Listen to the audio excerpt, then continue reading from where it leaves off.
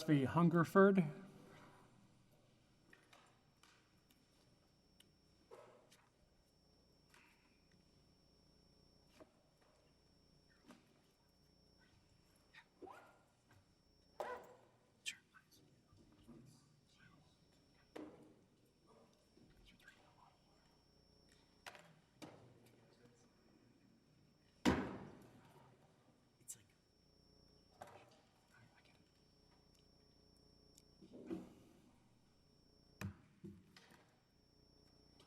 Okay, Ms. Rhoads, whenever you're ready.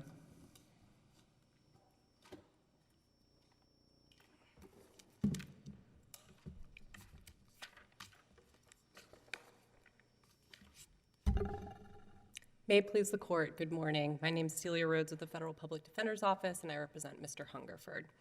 This case is about the EB-5 Immigrant Investor Program and the web of agency regulations governing it.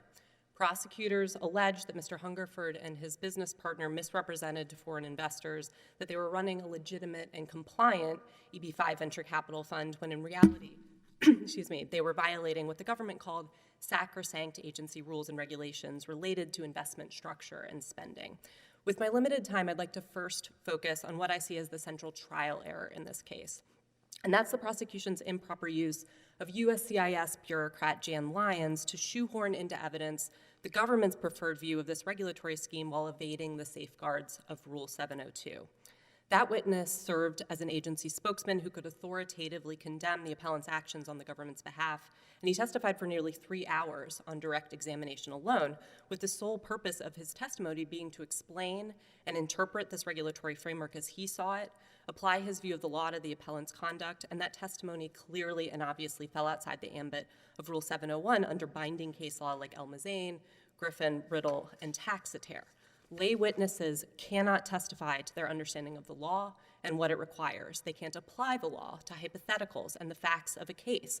Certainly, a lay agency witness can't state legal tests or standards or relay how his agency applies those standards. And most fundamentally, agency witnesses can't opine on the propriety and the legality of the defendant's alleged conduct. And yet Lyons did all of those things for hours on end. He described the complex regulatory scheme and the many rules governing the EB-5 program, how USCIS interprets and applies those rules. He opined on how money can and can't be spent, where exactly it has to go, what types of entities are eligible to receive capital, and where requisite jobs have to be created. And those were all central issues in this case. And he not only described those legal tests and standards, but he opined on their application to hypotheticals posed by the prosecution, explaining what was and wasn't permitted in his agency's view. And he also opined on what type of conduct or fund structuring would suggest fraud to USCIS, including the structure used in this case, which he called a red flag. He also called those views sacrosanct, beyond reproach. And worst of all, he opined at length on the propriety of the appellant's conduct according to his sacrosanct view of the law. For example, he told the jury that none of the investors' money could be spent on things like consulting fees or fund management fees, which were central, that none of the money could be used for loans, which was another central dispute. And he agreed with the prosecution that all of the investors' money had to, quote, go to Orleans Parish and nowhere else, and that all work paid for by those funds had to be there as well. Now, I think the government is trying to inject uncertainty into this issue where there is none, saying, well, maybe this particular chapter of the Code of Federal Regulations is somehow not sufficiently complex to trigger binding cases like Riddle and El-Mazain, but there's no support for that distinction either in the case law or in the record and the facts of this case. First, this court has already held that agency officials interpreting and applying agency regulations, particularly to a defendant's actions, falls outside Rule 701. In fact, that's clear and obvious error under El-Mazain. But even setting that aside, the government offers no basis for its argument that the law in this case is somehow so simple that Riddle and El-Mazain somehow cease to apply. And it's clearly not simple. It took Lyons 3 hours on direct alone to explain this regulatory scheme.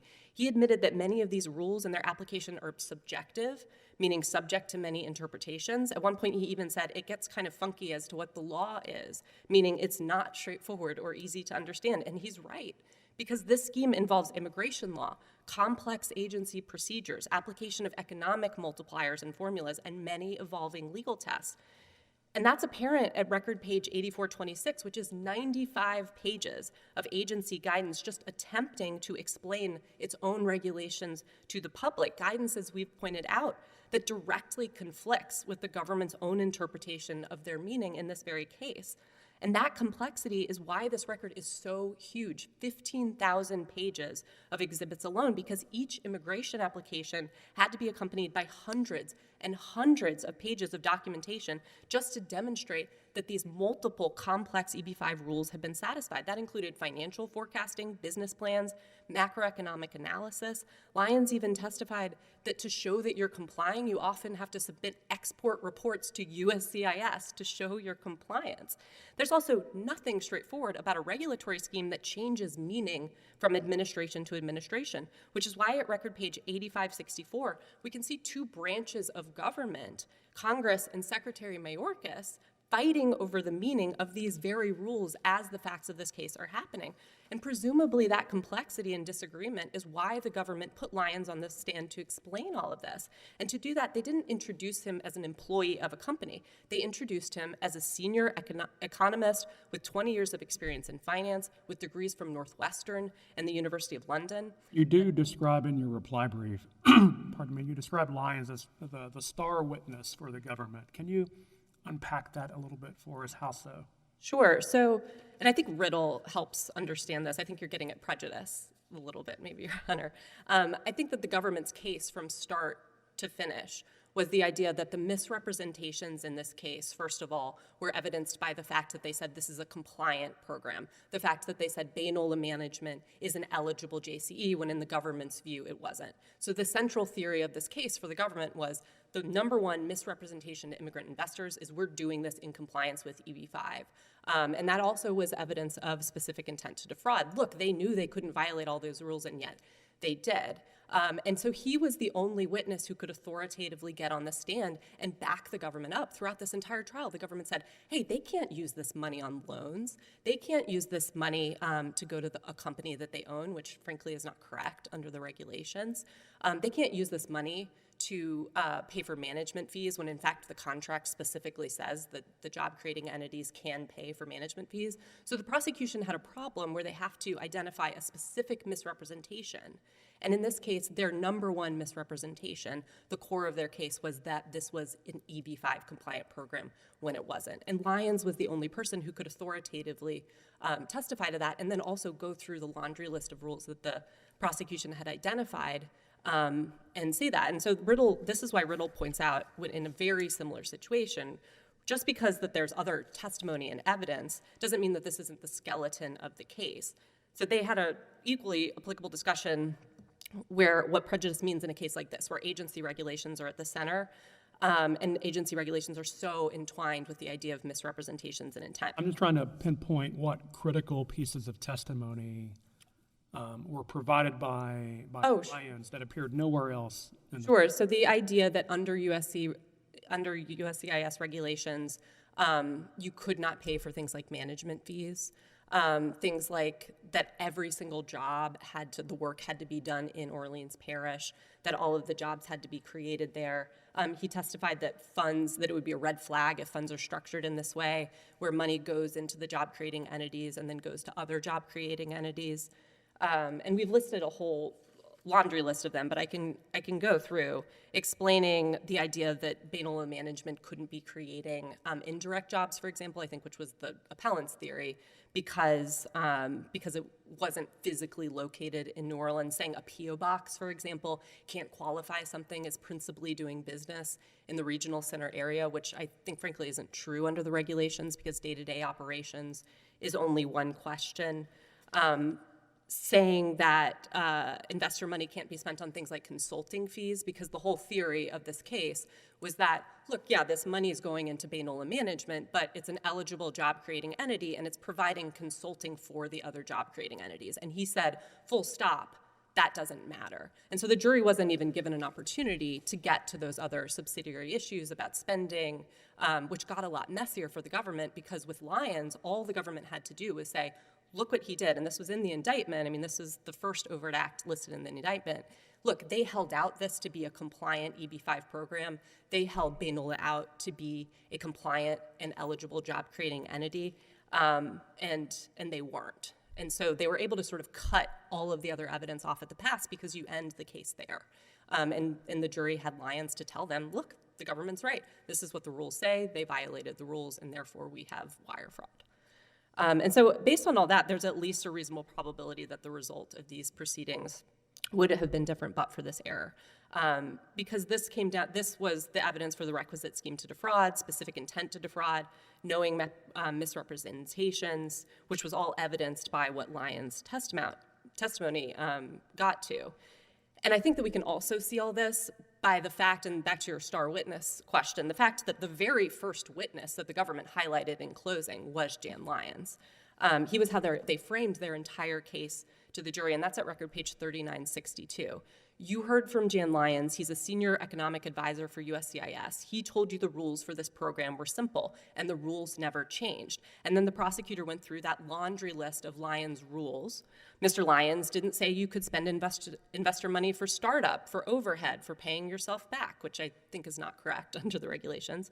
He said most people have no problem following these rules. The defendants ignored these rules and exploited the program, and in doing so, they committed the following crimes. So that was the premise of the crimes that they relied on.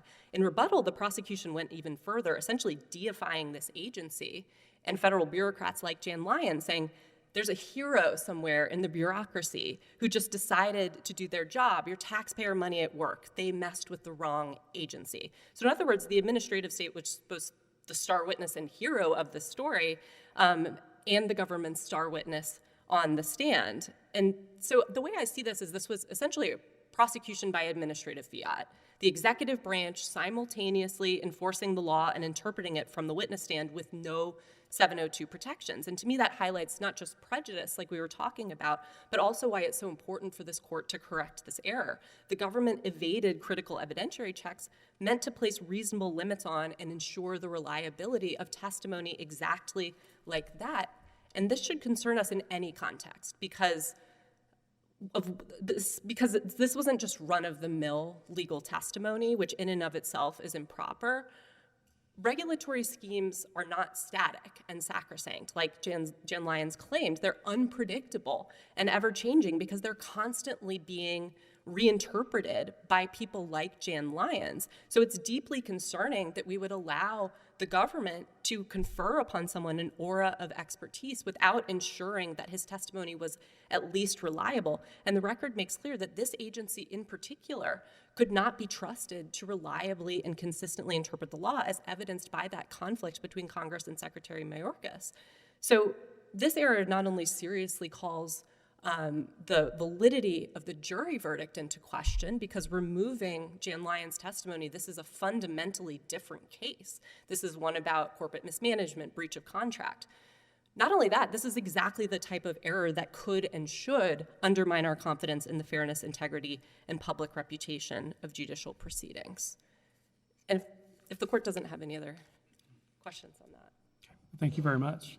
I only have 2 minutes left, so I'll just very quickly highlight what I see to be the most impactful instructional error, which was that incorrect ignorance of the law instruction on record page 667. And to me, that error perfectly complemented this 702 evidentiary error, because during trial, the jury was told in no uncertain terms what the Code of Federal Regulation requires and how it applies to the appellant's conduct. And then the jury was told that the appellant's ignorance or even mistake as to that complex law was no defense at all. And that unquestionably was an incorrect statement of the law.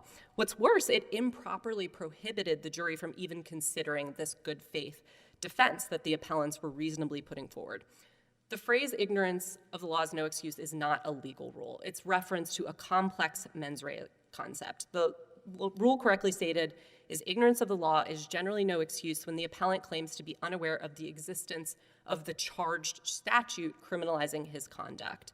But mistake of law always is the defense when that mistake concerns a misunderstanding of a legal matter that's relevant to knowledge, intent, or good faith. And the classic example which we have here is ignorance or mistake not as to what the charge statute prescribes, but to a collateral legal matter that's relevant to knowledge and intent. And that's exactly what these EB-5 regulations were, and it's exactly what the government was using to weaponize against the defendants.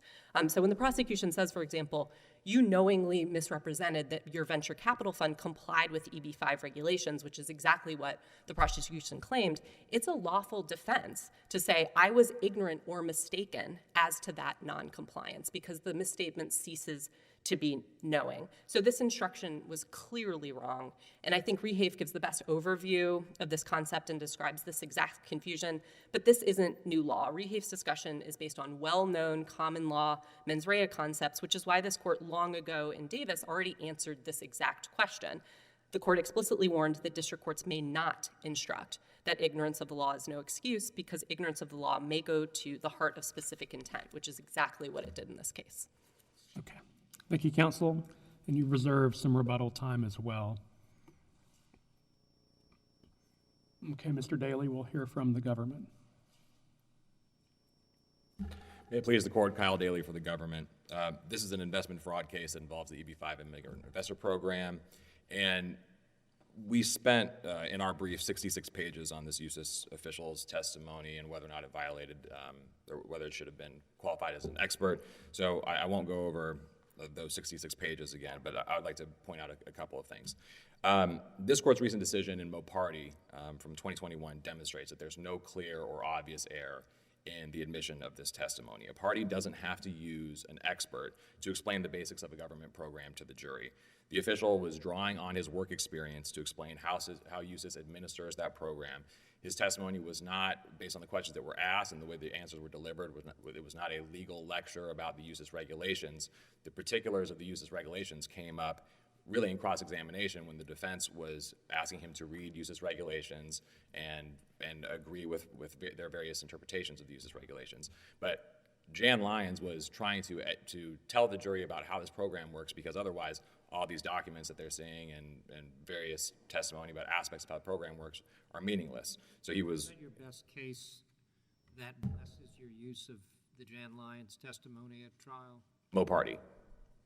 The only difference between Moparty is that it was witnesses testifying about a private industry versus a government program, but it's the same kind of business, policies, practices, procedures, how they look at certain circumstances. And when the defense wanted to point out that the particular language of a particular regulation didn't jive exactly with how Mr. Lyons testified that they looked at something, they were able to do that.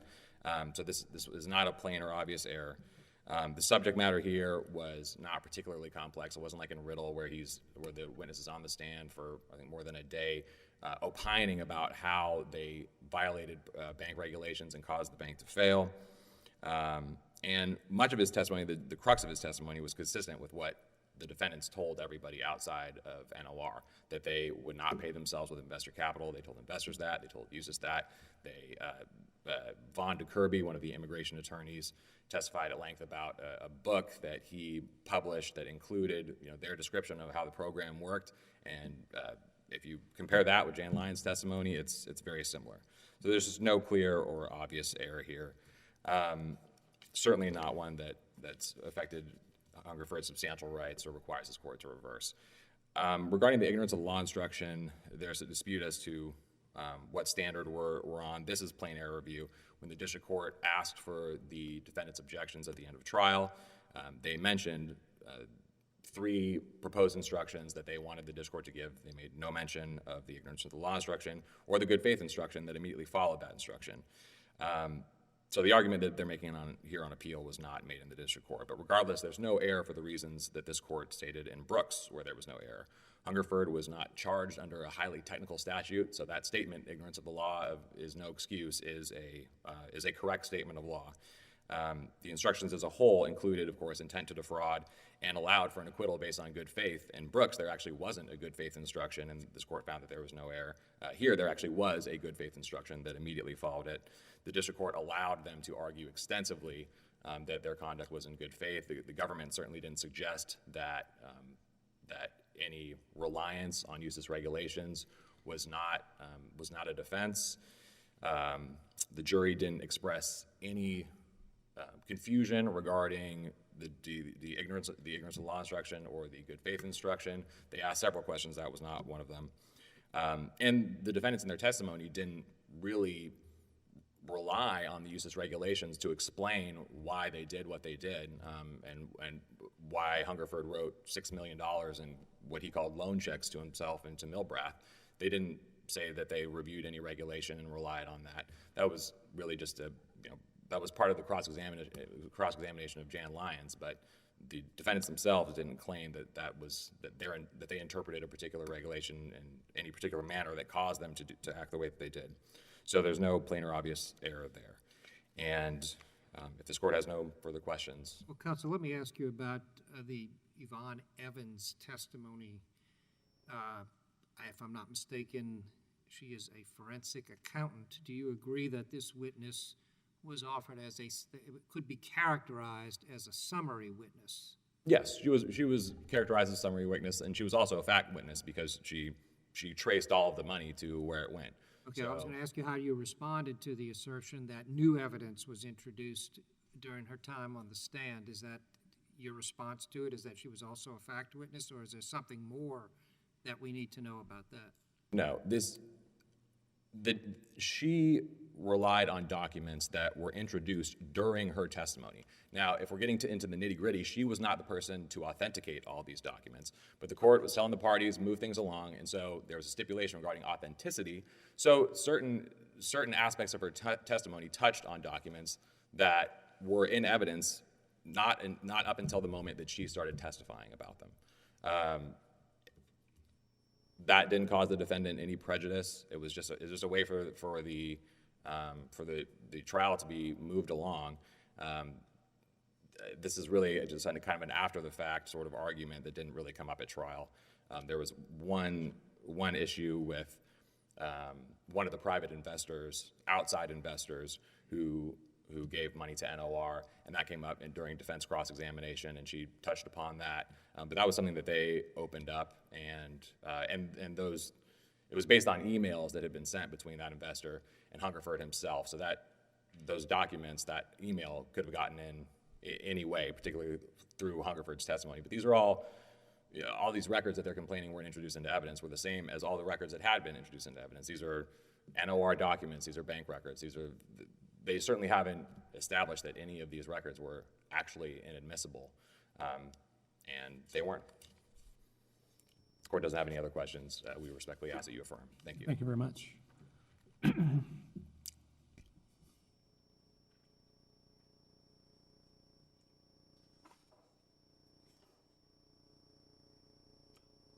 Ms. Rhoads, you have 5 minutes. Try. Counsel, with regard to the Jan Lyons testimony, you made reference to testimony regarding rules governing either compensation or reimbursement or expenditures, that was impermissible testimony.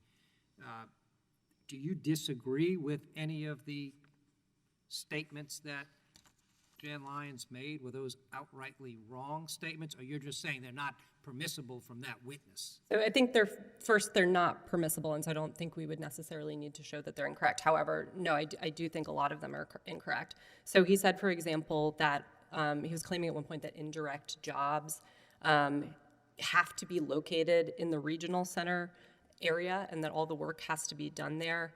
And USCIS regulations at 8461 to 62, indirect jobs can qualify and be counted as jobs attributable to a regional center based on reasonable economic methodologies, even if they are located outside the geographic boundaries of the regional center. The prosecution used his testimony about loans, suggesting they couldn't pay themselves back for loans.